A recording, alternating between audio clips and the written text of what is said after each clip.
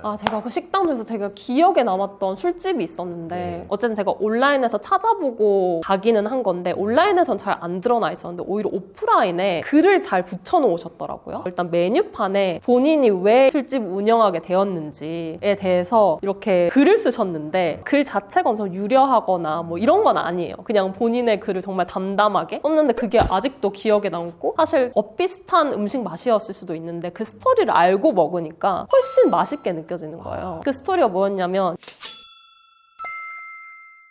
안녕하세요. 안녕하세요.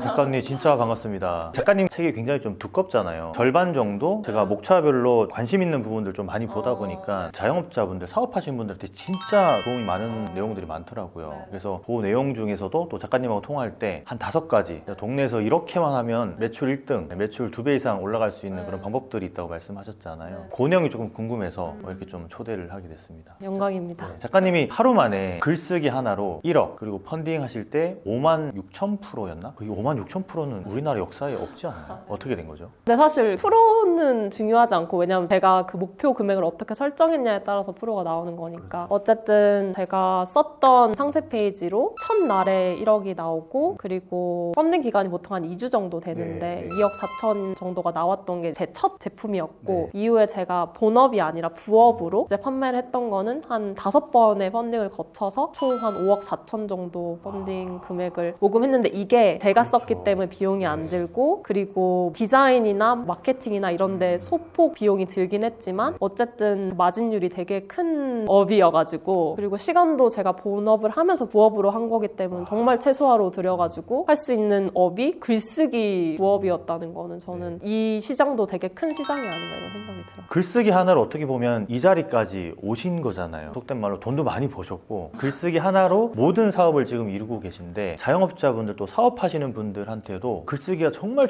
중요한데 그걸 인지하지 못하시는 분들이 진짜 많거든요. 그런 분들한테 글쓰기가 왜 중요한지 한번 좀 소개를 해주시면 좋을 것 같아요. 일단은 글쓰기가 중요한 이유는 글쓰기가 사실 오프라인에서 판매를 하면 글쓰기가 굳이 온라인에서 필요해? 라고 생각하시는 분들이 많은 것 같아요. 근데 저는 일단 오프라인으로 데려가기 위해서 온라인을 무조건 요즘은 거쳐서 들어가잖아요. 그러니까 온라인으로 찾아보고 그리고 가게 되는데 이럴 때 그럼 온라인에 어떤 글이 언제 어디서 어떻게 꽂혀야 되는가를 일단 좀 그 구조를 알고서 글을 써야 된다고 생각을 해요. 뭐 비단 네이버 스마트 스토어만 봐도 거기에 대문에 소개글이 있잖아요. 스마트 스토어도 그렇고 스마트 플레이스도 그렇고 스마트 스토어도 그렇고 플레이스도 그 소개글 대충 적는 분들 되게 많아요. 근데 사실 고관여의 오프라인 쇼핑을 하러 가야 되는 상품이면 상품일수록 아니면 뭐 레스토랑을 하신다고 하면은 레스토랑에 판매하고 있는 음식 가격대가 높으면 높을수록 고관여라는 거거든요. 그러니까 사람들이 그냥 대충 고깃집 이렇게 맛집 쳐가지고 상해에 있는 거를 가는 시대는 이제 저는 끝났다고 생각해요. 그래서 내가 일단 원하는 그 음식과 지역과 이렇게 해서 검색을 해서 여러 가지 옵션이 있을 텐데 거기서 이렇게 다 들어가 보고 소개글을 읽었을 때 고객을 유혹할 수 있는가, 고객을 온라인에서 오프라인으로 데려올 수 있는가, 여기서 힘을 쓰는 거는 저는 글밖에 없다고 생각하고 그러니까 당연히 이미지들이 다 있지만 그 이미지들을 묶어주는 묶음의 작업을 해주는 건 어쨌든 텍스트거든요. 텍스트에서 내가 내 가게를 설명할 수 있는 가장 핵심적인 메시지 하나를 뽑을 수 있어야 한다. 그런 점에서 일단 글이 중요한 것 같습니다. 지금 들어보니까 저도 사실 이해는 하고 있는데 이렇게 좀 오목조목 설명을 해주시니까 훨씬 더 좀 잘 이해가 됐거든요. 그러면 좀 더 디테일하게 들어가서 우리가 이제 동네에서 진짜 소규모로 장사하시는 분들, 대규모 장사든 어쨌든 플레이스에다가 본인 매장에 어떤 소개글을 올려놔야 되는 분들한테는 사실 이것 3가지만 하면 진짜 매출이 올라갈 수밖에 없는 방법들에 대해서 말씀을 해주신다고 하셨잖아요. 첫 번째는 어떤 걸까요? 첫 번째는 두려움을 없애야 돼요. 두려움을 없앤다. 약간 아리송한데 무슨 얘기일까요? 두려움을 없앤다는 거는 일단 가게를 잘 나타낼 수 있는 원 메시지를 잡을 때 두려워하는 마음이 일단 제일 먼저 드는 것 같아요. 왜냐하면은 내가 만약에 과일 가게를 해요. 그러면은 여러 가지의 과일을 팔고 싶을 거 아니에요. 당연히. 그런데 제 동네에 실제로 있는 가게인데 가게 이름이 딸기 모자 아저씨예요.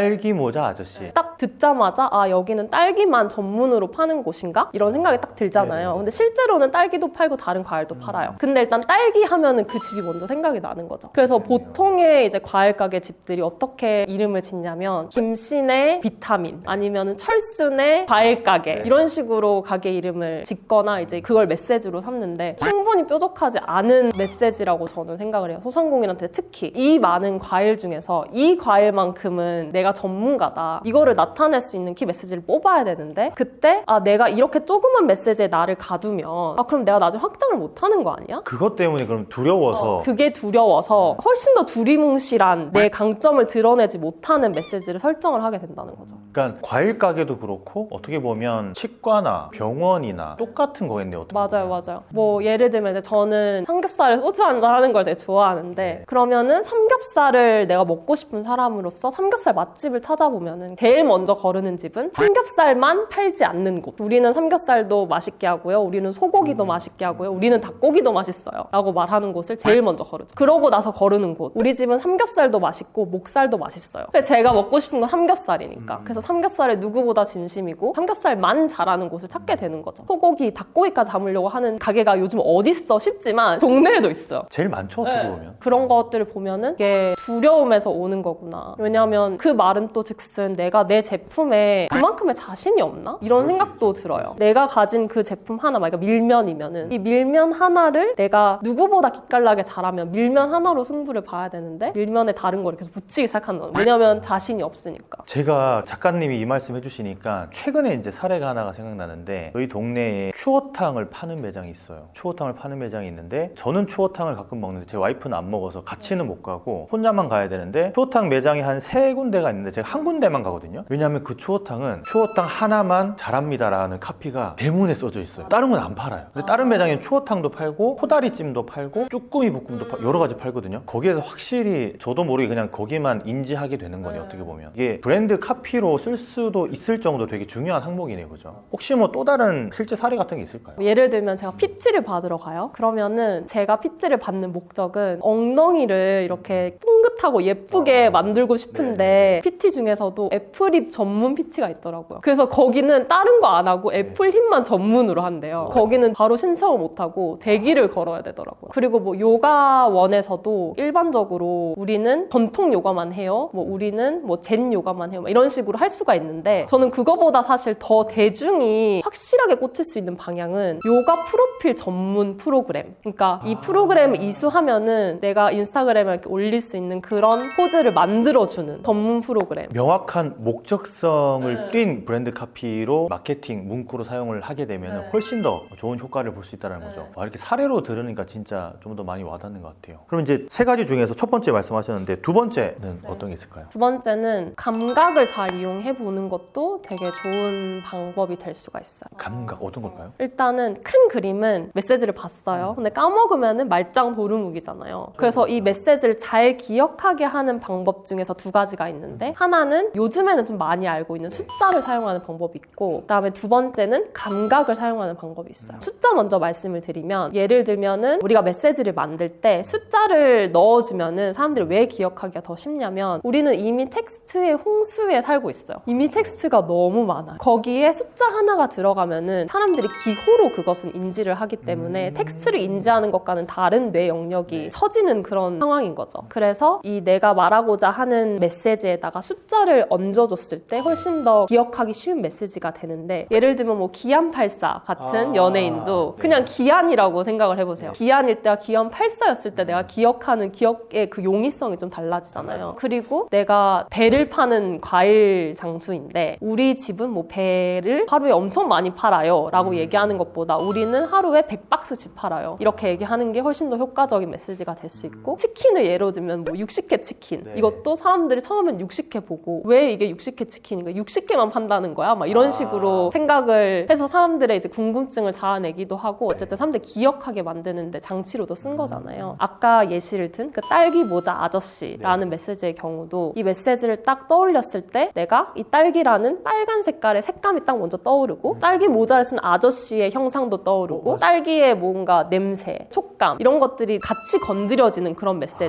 그래서 내가 내가 메시지를 하나 만들었을 때 그 메시지가 어떠한 이런 요소들이 들어가 있는 차후로 한번 체크를 해보셔도 좋을 것 같아요. 들으면서 이미지화가 자동으로 머릿속에 되면서 나지 않는 냄새도 나는 것 같고 약간 느껴지는 그런 느낌이 있는 것 같아요. 그러니까 사례로 들어주신 것들도 보면은 외식에서도 사실 이런 게 되게 많거든요. 1년에 21만 명이 찾는 어디 최고의 맛집 뭐 이런 식으로 표현하는 집들도 사실 머릿속에 딱 기억이 남고 작가님이 이번에 출시한 책도 5만 6천 프로 펀딩이라고 하니까 그냥 그게 머릿속에 딱 지금 박혀 있거든요. 그러면 소상공인 장사하시는 분들이나 아니면 치과의사나 변호사분이나 이런 분들이 좀 더 실제 사례로 사용할 수 있는 예시가 있다면 좀 어떤 게 있을까요? 일단 저는 치과를 한번 가서 이제 싹 하려고 이제 알아보는 도중에 어떤 치과 의사분이 블로그 글을 쓰셨는데 거기에 그 연예인이라는 키워드밖에 기억이 안 나요. 그분이 얘기하신 게 지점을 옮길 때마다 따라다니는 연예인이 있다. 그 연예인이 계속 내가 지역을 옮겨도 나한테 진료를 받으러 오는 이유가 뭐 과잉 진료를 안 하고 그리고 무엇보다 내가 이 사람의 구강 구조라던가 어떻게 치아를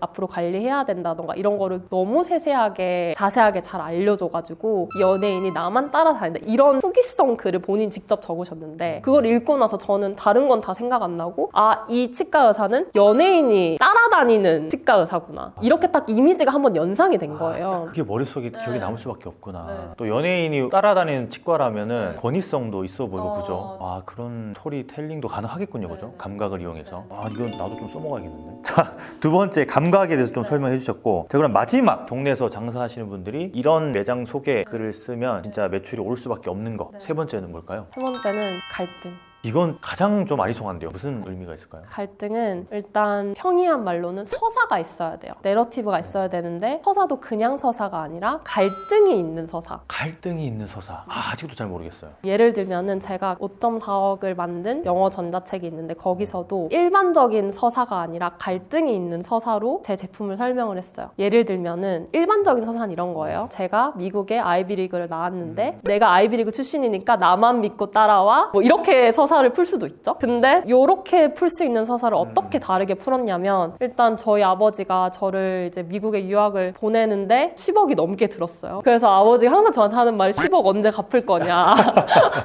제가 그 얘기를 계속 너무 많이 들으니까 그게 자연스럽게 스토리로 녹아졌는데 어떤 갈등이냐면 이제 아버지와 저와의 갈등인 거예요. 그러니까 저는 불효자인 거고 이제 아버지는 저한테 10억의 유학비를 대준 사람인 거예요. 제가 어쨌든 아버지가 그렇게 돈을 대주셔서 유학을 갔으면 거기서 미국 친구들과 어울리면서 영어를 배워야 되는데 제가 학창 시절에는 되게 내향적이었거든요. 그들과 막 어울리거나 그러진 못했어요. 그래서 항상 그 기숙사에 박혀서 미드를 봤어요. 그래서 미드를 보고서도 영어 실력이 느는 거예요, 진짜로. 그럼 굳이 내가 미국에 갈 필요 없었고 그냥 집에서 미드 보면서도 영어 공부할 수 있었는데 이런 생각이 드는 거예요. 그래서 아버지 10억 태운 거 제가 너무 죄송하고 어쨌든 저희 아버지가 10억 태워서 저한테 알려주신 이 미드 공부 방법을 제가 단돈 10 얼마에 묶어서 아이비리그의 노하우를 방구석에서 떠먹여 드립니다. 약간 이런 식으로 서사를 푼 거죠. 근데 이게 들어보시면 아시겠지만 그냥 일반적인 서사였으면 이 정도의 폭발적인 매출이 나지 않았을 거예요. 근데 저는 여기에 갈등 한 방울이 있었기 때문에 이 서사가 힘을 가질 수 있었다고 생각하고 또 다른 사례로는 그 딸기모자 아저씨 사례도 있는데 딸기모자 아저씨 진짜 너무 유명해요. 딸기모자 아저씨. 그 딸기모자 아저씨 저랑 아무런 관계가 없는 그냥 동네 진짜 딸기모자 아저씨인데 제가 사는 곳이 신도시여서 사실 아직 상권이 많이 없어요. 근데 딸기모자 아저씨랑 간판이 이제 붙은 그 가게가 딱 하나 들어선 거예요. 아무것도 없는 약간 허허벌판에. 그래서 제가 처음에 너무 걱정을 했어요. 지금 여기서 딸기 하나만 팔아가지고 그 임대료를 제가 걱정한 거예요. 근데 아니나 다를까 언젠가 차로 지나가는데 옆에 임대 스티커가 진짜 붙어있는 거예요. 그럴 줄 알았다. 망했구나. 이렇게 생각을 했는데 알고 보니까 그 옆에 있는 옆집에 임대 스티커가 붙어있었던 거예요. 그래서 뭔가 다행이다 안 망했구나 해가지고 그때 제가 처음 그 가게를 이렇게 방문을 했는데 이미 너무 초대박을 치고 있었던 거예요. 그래서 제가 이런 서사의 얘기를 주변 사람들한테 막 하게 되는 거예요. 저도 모르게. 그러니까 뭐 임대 스티커가 붙어 있었다. 약간 이런 갈등 서사. 그러니까 갈등이라고 해서 누가 싸워야 된다. 이런 게 아니라 되게 전형적이지 않은 의외성이 있는 그런 서사 한 방울 넣어주면은 훨씬 서사가 풍요로워진다. 와, 이거는 그냥 스토리가 중요하다라는 거는 많은 사람들이 익히 알고 있는 건데 그게 이제 갈등이라는 소재가 중간에 들어감으로써 참기름 떨어뜨리듯이 쫙 무언가 머릿속에 잘 기억에 남는, 만약에 일반 식당에서 이런 스토리를 짤 때 갈등을 넣는다면 어떤 그런 갈등을 좀 넣을 수 있을까요? 제가 그 식당 중에서 제가 기억에 남았던 술집이 있었는데 네. 어쨌든 제가 온라인에서 찾아보고 가기는 한 건데 온라인에선 잘 안 드러나 있었는데 오히려 오프라인에 글을 잘 붙여놓으셨더라고요. 일단 메뉴판에 본인이 왜 술집 운영하게 되었는지에 대해서 이렇게 글을 쓰셨는데 글 자체가 엄청 유려하거나 뭐 이런 건 아니에요. 그냥 본인의 글을 정말 담담하게 썼는데 그게 아직도 기억에 남고, 사실 엇비슷한 음식 맛이었을 수도 있는데 그 스토리를 알고 먹으니까 훨씬 맛있게 느껴지는 거예요. 그 스토리가 뭐였냐면 이제 이분은 해장이 될 수 있는 국만 파는 그런 레스토랑이었어요. 그래서 그 안에 무슨 특정한 재료를 넣으려고 하면 그게 너무 비싸가지고 그러면 이제 가격이 올라가니까 여기 상권이랑 뭐 안 맞아서 뭐 이런 고생들을 했는데, 근데 너무 날것의 것으로, 그러니까 그게 더 와닿는 거예요. 여기는 어쨌든 이자카야였어요. 그래서 사실 술을 깨면서 술을 먹는 그런 음식점이었는데 이 사람의 목표는 아무리 많이 마셨어도 이 음식과 같이 먹으면 다음날에 술병이 안 나는, 그게 이제 목표인 사람이에요. 이거를 하려면 어떤 특정 재료가 필요한데 그 재료가 너무 비싸고 넣으니까 사람들이 맛이 없어하고, 그래서 그걸 어떻게 극복했고, 이런 글이 그냥 쫙 써 있어요. 진짜 어마무시한데요. 그래서 이거를 주문을 하고 기다리면서 어쨌든 할 게 없으니까 보게 되잖아요. 그쵸. 글이 있었던 가게와 이런 글이 셰프만 알았던 가게는 아예 다른 가게이지 않을까, 이런 생각이 들더라고요. 그러니까 이게 대부분의 매장들은 그런 스토리를 적어 놓지도 않고 스토리도 없을 뿐더러, 방금 말씀하신 매장은 스토리도 있을 뿐더러 날것에다가 갈등의 소재도 들어있고 진짜 읽었을 때 기억에 남을 수밖에 없는 그런 글을 쓰신 거잖아요. 그렇다고 뭐 글을 잘 쓰신 건 아니겠지만 어쨌든, 근데 이런 게 다 모두가 적용돼가지고 플레이스나 매장에 이렇게 딱 스토리가 들어가 있으면 진짜 많은 사람들이 기억하고 그 매장을 좀 다시 찾을 것 같은 그런 느낌이 들어요. 이제 마지막 그냥 개인적인 질문인데, 장사하시는 분들도 그렇고 사업하시는 분들도 그렇고 글을 써야 되는 상황이 무조건 오거든요. 소개글도 그렇지만 이게 글이 없으면 요즘에 좀 쉽지 않으니까, 인스타그램에 무슨 사진 하나 올리려고 해도 글을 써야 되고 영상을 올리려고 해도 글을 써야 되는데, 이걸 좀 잘 쓸 수 있는 꿀팁 같은 거 좀 짤막하게 해주시면 너무 좋을 것 같아요. 꿀팁 같은 거, 이 간극을 조금 알고 계셨으면 좋겠어요. 판매를 하는 입장에서는 이미 너무 잘 알고 있는 것들, 너무 잘 알고 있어서 고객도 알겠거니라고 생각하는 부분들, 아니면 고객들이 이거에는 관심이 없을 거야, 너무 나한테 개인적이고 너무 디테일한 거라서 해서 뱉지 않는 것들이 있거든요. 근데 저는 그게 소비자 입장에서는 너무 보석 같은 얘기들이 많은 거예요. 그래서 내가 알고 있는 것을 소비자도 알겠거니, 아니면 이들이 재미없겠거니, 이들은 이것에 신경 쓰지 않겠거니 하는 것들을 이들이 모르더라도 뱉어내는 것, 그렇게 날것의 것을 뱉어낼 때 이 글이 엄청난 힘이 있다고 생각해요. 예를 들면은 제가 이제 화장품을 만드는 과정에서 이제 화장품 용기가 있으면 위에 그 우드 뚜껑 있잖아요. 그거를 만드는 업체를 찾고 있었어요. 여러 가지 업체를 찾다가 한 업체가 블로그 글에 본인이 이거를 만들기 위해서 뭐 어떤 공정을 거치고 프로세스를 거쳐가지고 이게 만들어진 되게 세세하게 적어 놓으셨더라고요. 그럼 당연히 고객 입장에서는 몰라요. 그 디테일은 몰라요. 그런데 이것을 정말 날 것 그대로 적어 놓은 그것 때문에 저는 그 업체랑 일을 했거든요.